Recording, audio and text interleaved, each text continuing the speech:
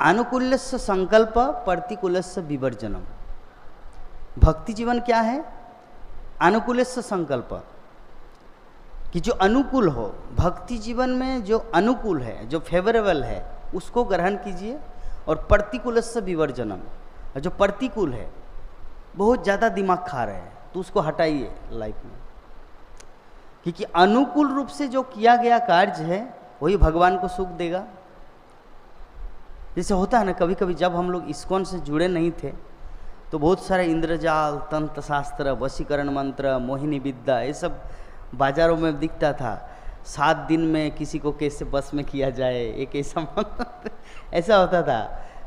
15 दिन में कैसे किसी नारी को आकर्षण किया जाए, ऐसे ऐसे बहुत सारी किताब बाजारों में मिलता था।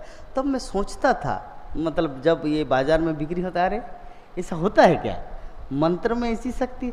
लेकिन डाउट भी आता था, ये हाउ इज इट पॉसिबल, ये कैसे हो सकता है?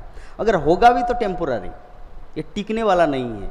क्योंकि जो व्यक्ति बुक भी बेच रहा है, मतलब पुस्तक बेच रहे हैं, अगर उनके पास ये क्वालिटी होता तब तो किसी धनी व्यक्ति को अपने बस में कर लेता, और उनका पूरा करोड़ों अरबों की संपत्ति अपने अकाउंट में। तब तो ये भिखारी की तरह ये बाजार में, मेला में जाके तो किताब दुकान नहीं लगाते। इसका मतलब कुछ तो डुप्लीसिटी है। तो मैं वहाँ पे उतना सीरियस, लेकिन थोड़ा सा सीरियस में हुआ था कुछ दिन के लिए। पुस्तक भी खरीदा था, इंद्रजाल इंद्रजाल बोल के एक पुस्तक था, वो मैं खरीदा था कि देखते इसमें क्या है। इंद्रजाल एक्चुअली मेरा उद्देश्य क्या था, मेरे नाना जी मुझे बोलते थे क्या ये सब पुस्तक पढ़ रहे।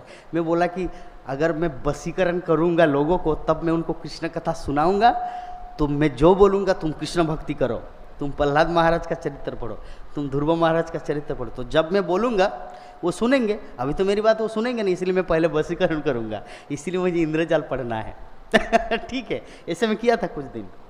तो मेरे नाना जी बोले ये सब टेम्पोररी है, ये सब तांत्रिक विद्या, ये अच्छा नहीं है, एक दिन खुद का जीवन चला जाए। मैं बोला कि ठीक है।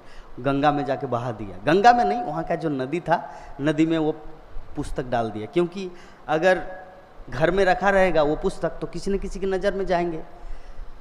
तो भाई मैं चीज़ को रियलाइज किया, तो क्यों दूसरों को ठगूं?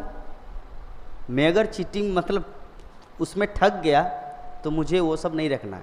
फिर शिला प्रभुपाद का जितना सारा पुस्तक वो पढ़ने लगा, और वास्तविक चीज़ प्रकट हुआ कि जो अनुकूल रूप से होगा वही फलदायी होता है। ये पर्टिकुलर मैनिपुलेटिंग करके, किसी को इंद्रजाल सम्मोहन करके, हाँ, उनको अपने बस में करके, ये सब दो